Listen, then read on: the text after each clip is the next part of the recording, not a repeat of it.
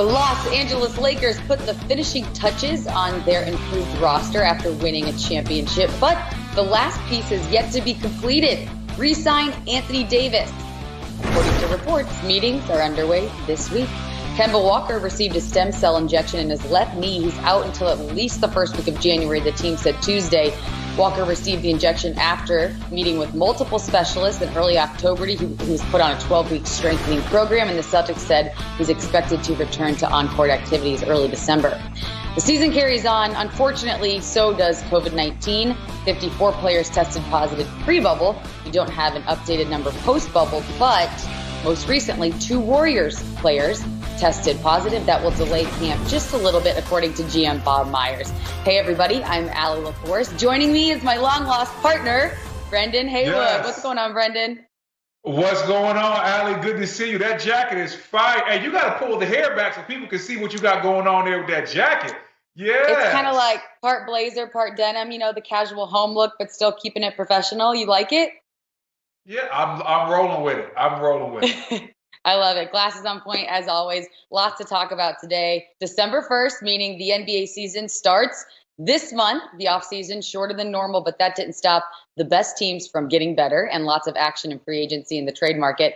So players have been talking to the media leading up to the start of practices, and I can't think of a better place to start than the reigning NBA champion and the king, LeBron James.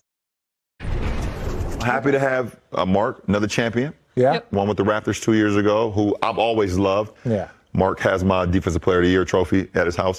But that's no here nor there. No, that's not a knock on Mark. But this is the thing, because sometimes we don't pay attention. I love you, Mark. I can't wait to talk about this. Wesley Matthews, who I've loved to compete against, and his father is a former Laker as well. Oh, that's dope. So we got two guys. We got 2 guys who have family Laker ties. Yeah. And then we get Trez. How Trez is? Now we got Trez. How Trez ended up here with the Lakers? So basically, Braun isn't playing until February. First of all, Trez was the next door neighbor. We knocked on his door and said, "Do you like?" Yeah, he said he felt like the Clippers didn't like what was going on. How did Trez end up with the Lakers? We knocked on his door and we landed Trez. I mean, that was honestly like the moment of free agency where everyone was like, "What?" Yeah. Yeah, including some of his teammates. That they actually put that on social media. It's not like I'm making it up. They said, what? We got Trez, who 6th Man of the Year award winner, who's going to help our bench, which we struggle with this past year with our bench, and keeping that up. And then you've got the runner-up. And then we got the runner-up 6th Man of the Year award, and Dennis Schroeder. That was a pickup. Who I call his nickname. I don't know if you like it or not. We have not had the conversation, but he's Dennis the Menace. Dennis the Menace. Because I love what he brings to the game, his tenacity. He's a dog. You gotta let him go. He gets under the skin. He's a Richard Jefferson, Draymond Green type guy where if he's your teammate, you love the shit out of him. If he's not, you can't stand him. The Defensive Player of the Year joke or dig, whatever you want to call it, was referring to 2013 when LeBron finished 2nd place to Marc Gasol. And, of course, he went on to win NBA MVP and Finals MVP that year. So I don't think it was as important then as it is maybe now looking back. But was that not the look of winning, of relaxation and pure confidence we saw from LeBron James right there? LeBron looks so confident. He looks so calm and cool. And he just looks relaxed. He looks like he's in just a really calm place right now. I love seeing LeBron like that. He knows the season's about to kick off, but he's still enjoying that championship. LeBron looks like he has a little bit of a championship glow to him, Allie.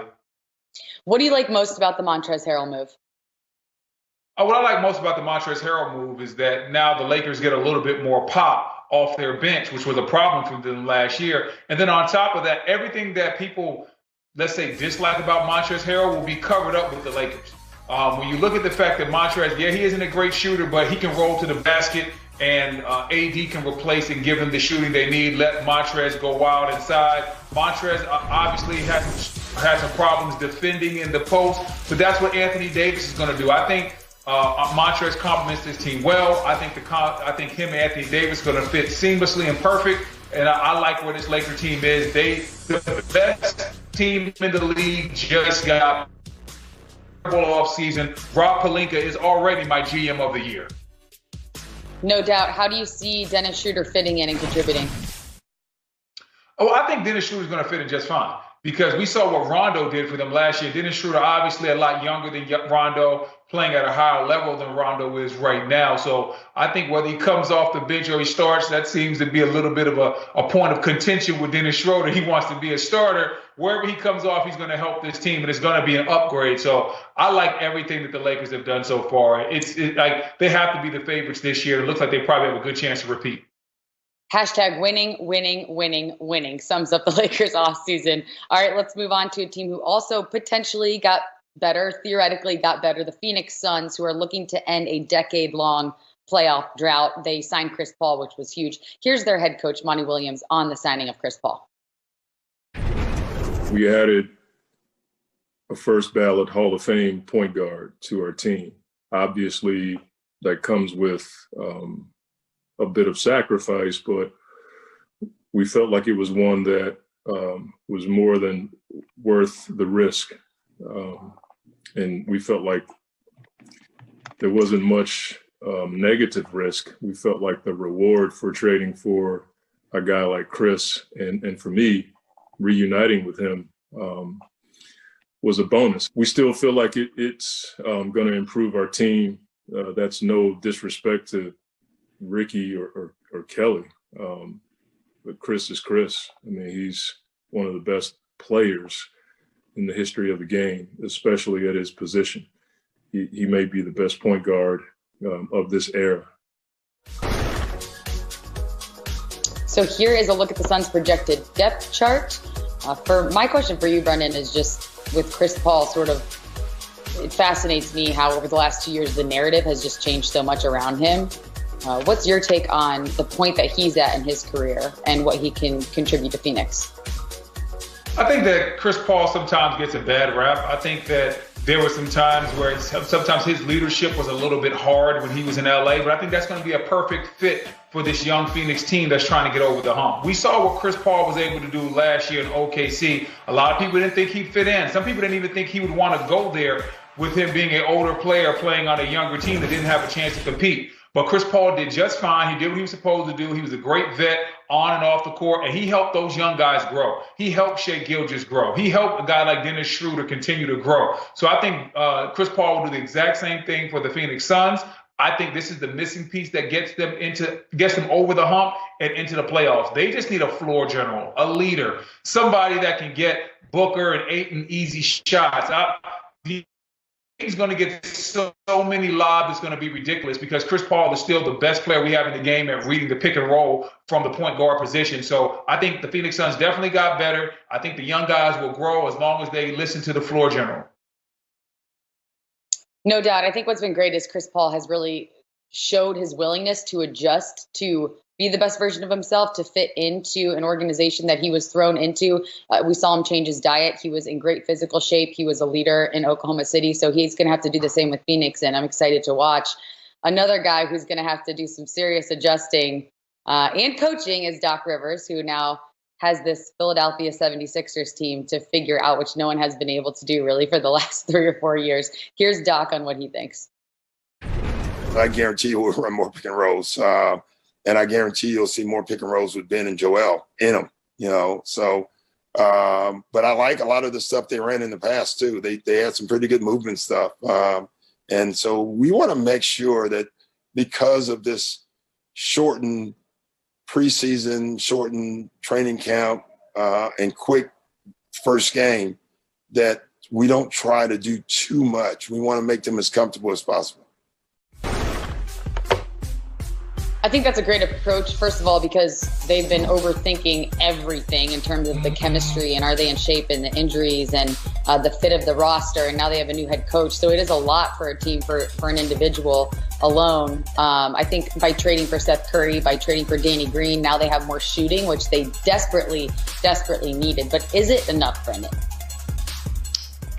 I won't know whether it will be enough until I see their two best players get on the court and what they look like.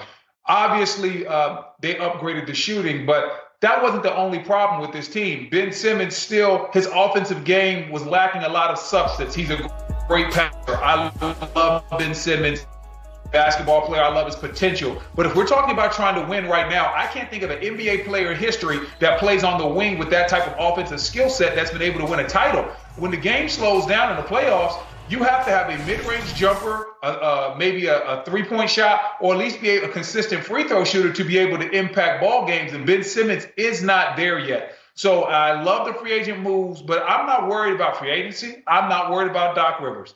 I'm worried about Ben Simmons, and I'm worried about Joel Embiid. Your best two players will set the tempo. They will set the culture. Last year, that culture wasn't great. I think Joel needs to be in a little bit better shape. Ben Simmons has to address the offense. When those two things happen, the Clippers will be ready to contend. Until then, they might be pretenders. Right. It's like getting shooters doesn't let you off the hook if you're Ben Simmons. It takes less pressure off of you to do something you're uncomfortable at, which is shooting more three-point shots. But he has been working on that part of his game. That's what's so fascinating about the conversation about Ben Simmons is you see him getting up hundreds of three-pointers in practice in the offseason. He just has to allow that to translate to the game. Now that they have more shooters, he can focus more on mid-range. Maybe that'll be more comfortable for him. All right, Brandon, Paul George and Kawhi Leonard are running it back in black. Can they find a way to make a championship run? That's the question, though. We'll see when we return on Game Time. I love the jerseys, kind of have like a Darth Vader-ish look. That's how people are describing them. Also, by the way, the Clippers collaborated with the designer for the Make Your Mark campaign. So they're having monthly events during the regular season where the Clippers are going to host digital workshops for high school students. So Inner City Arts, the Los Angeles Unified School District are some of the people involved. Really cool stuff around the jerseys. But the big question is, after we watch the Lakers win the offseason and make moves left and right, after the Clippers blew a 3-1 series lead against the Denver Nuggets in the Western Conference semifinals, what did they do and what are they going to continue to do to try to move the needle? They lost six-man award winner Montrezl Harrell. We talked about that earlier. Then they added Serge Ibaka. What does that move exchange do for you, Brendan? Well, listen, when you first look at it at face value, you say, well, they lost Montrezl Harrell and they replaced him with Serge Ibaka. You think, well, that's a net negative for the Clippers. But in actuality, it's not. Serge Ibaka is somebody that has a previous relationship with Kawhi Leonard. The relationship Montrezl Harrell was partially a problem.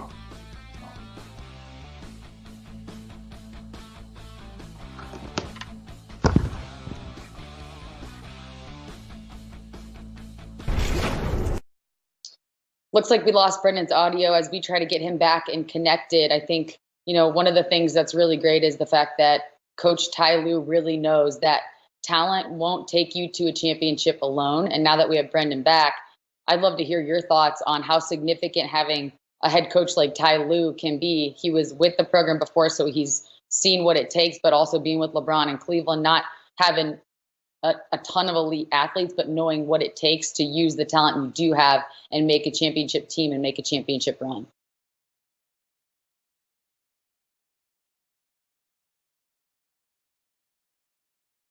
Okay, we lost you again. We'll keep on working on getting Brendan back because we love Brendan. We miss Brendan.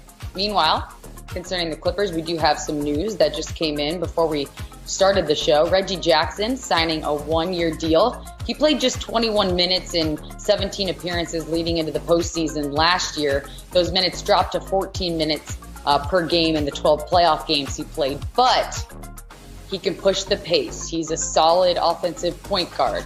His per 36 minutes are pretty solid the last two seasons, 18 points per game and 6 assists while also shooting threes. He can be, a guy that can give some really great minutes to players that need breathers. We know that health was a little bit of an issue for the Clippers, just in terms of having to rest certain players throughout the season. Now with the even shorter offseason, that could be a really big concern. So we'll have to keep our eye on how the shortened offseason affects this Clippers team. No doubt about that.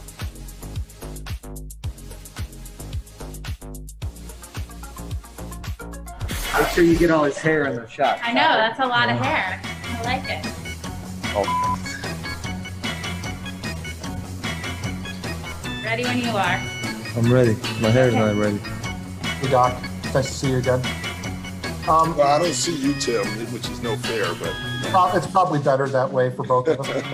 I don't know where you're making these stories up that me and James talked about any of this sort of work out. Like, I don't know where that came from. And James is a friend of mine, but I let the front office handle all of that stuff. It bothered me a lot.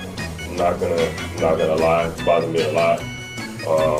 I really don't understand why I wasn't on it, but it's motivation for next season. It's gotta, it's good. I have an extra chip on my shoulder. Just improve myself even more. It's just a different energy. They're showing their faces in here. I see them every morning. I get here around 8 o'clock, and they're already in the gym. They're on the court with you. They're talking to you about not just basketball, personal life things. What things do you like around here? What don't you like? They want you to be up front. They're willing to change and hear players' opinions. So I think that's something that's been different in the past. Stan's an old school dude. Old school guy. And I just like that, man. You know what I mean? So I feel like I can learn a lot from him. Hence the extensionis. Sounds like. All right, everybody, the preseason is just days away. So excited to get this season started. Here are some of the notable preseason games, starting with Clippers-Lakers. And if you notice, we get to see Clippers and the Lakers twice in the preseason, once on December 11th and once on December 13th. Of course, we don't know which superstars will be playing how many minutes, but the Mavericks and the Bucks also extremely exciting. That way we can look at some pretty must-watch TV when it comes to the one-on-one matchups you're looking at on this schedule. I mean, if you want to just talk about the fact that December 12th, the Mavericks and the Bucks are playing, and that's Giannis versus Luka, that is must-see TV. Giannis flying up and down the court, dunking the basketball, shooting threes like we saw him improve at last season, and Luka, who just apparently has absolutely no ceiling when it comes to his game. He was so incredible to watch last season. When you talk to his teammates, all they tell you is he's unselfish, yet you watch him play and you think, this guy could be a one-man show in and of itself. His ball handling just improved as the season went on, and he was just so awesome with his court vision, wise beyond his years, and somebody that I can't wait to watch this season, no doubt about that. So when you look at some of the rookies and who you think will make the biggest impact this upcoming NBA season, and you start thinking about who will be the best fit and where, it's hard not to go with James Wiseman. The Golden State Warriors selected the University of Memphis center with the 2nd overall pick in this year's draft, and people are getting very, very excited to watch him play. But Steve Kerr, the head coach of the Warriors, by the way, says, don't get too excited. He's still a rookie and has a lot of room to grow within our system. Let's listen to Steve Kerr and his thoughts on Wiseman.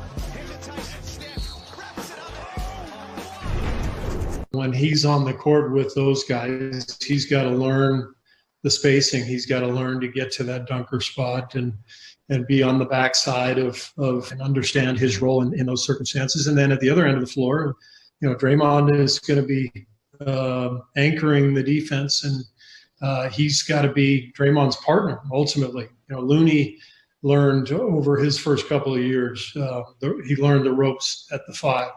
Looney is going to be so much more advanced than James will be defensively. So James has a lot to catch up on.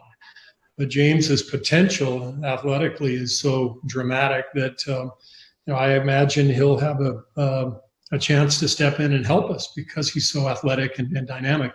But there's a ton to learn, and he doesn't have the value of a summer league and a whole summer of workouts. So a lot to catch up on in every respect. So we just got to do our best, and I'm excited for James, but also want to preach caution for everybody not to expect too much too soon, because we're just throwing him right into the fire. And he played 3 college games, so he's got a lot of things to learn.